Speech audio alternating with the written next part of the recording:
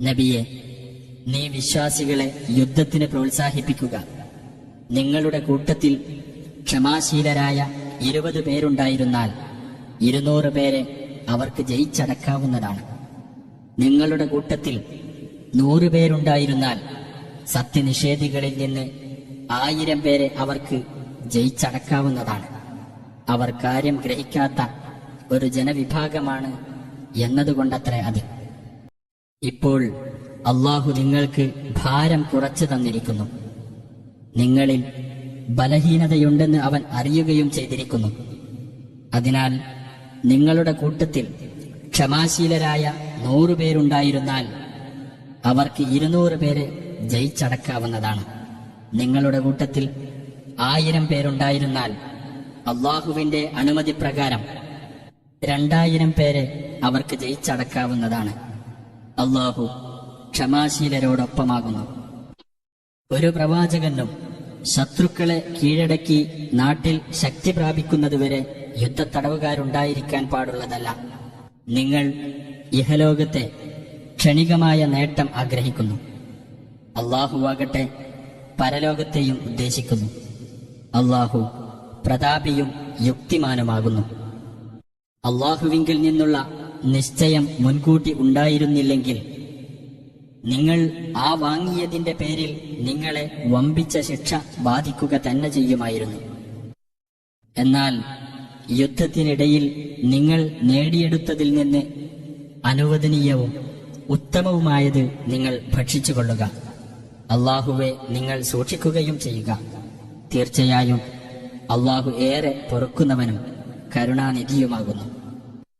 നബിയെ, നിങ്ങളുടെ കൈവശമുള്ള യുദ്ധത്തടവുകാരോട് നീ പറയുക, നിങ്ങളുടെ ഹൃദയങ്ങളിൽ വല്ല നന്മയുമുള്ളതായി അള്ളാഹു അറിയുന്ന പക്ഷം നിങ്ങളുടെ പക്കൽ നിന്ന് മേടിക്കപ്പെട്ടതിനേക്കാൾ ഉത്തമമായത് അവൻ നിങ്ങൾക്ക് തരികയും നിങ്ങൾക്ക് അവൻ പൊറത്തു തരികയും ചെയ്യുന്നതാണ്.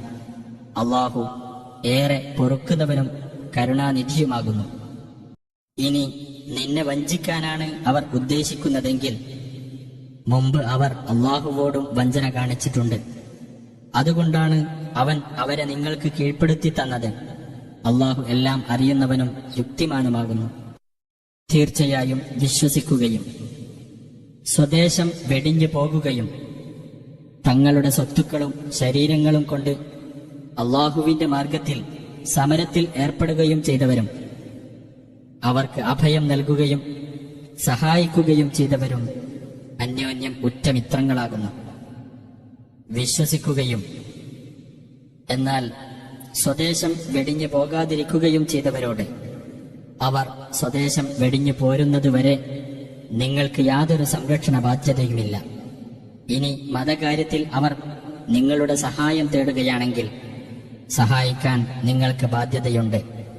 എന്നാൽ നിങ്ങളുമായി കരാറിൽ ഏർപ്പെട്ടു കഴിയുന്ന ജനതയ്ക്കെതിരെ നിങ്ങൾ അവരെ സഹായിക്കാൻ പാടില്ല. അള്ളാഹു നിങ്ങൾ പ്രവർത്തിക്കുന്നതെല്ലാം കണ്ടറിയുന്നവനാകുന്നു. സത്യനിഷേധികളും അന്യോന്യം മിത്രങ്ങളാകുന്നു.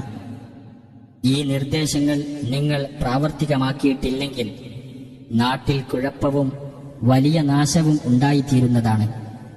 വിശ്വസിക്കുകയും സ്വദേശം വെടിഞ്ഞു പോകുകയും അള്ളാഹുവിന്റെ മാർഗത്തിൽ സമരത്തിൽ ഏർപ്പെടുകയും ചെയ്തവരും അവർക്ക് അഭയം നൽകുകയും സഹായിക്കുകയും ചെയ്തവരും തന്നെയാണ് യഥാർത്ഥത്തിൽ സത്യവിശ്വാസികൾ.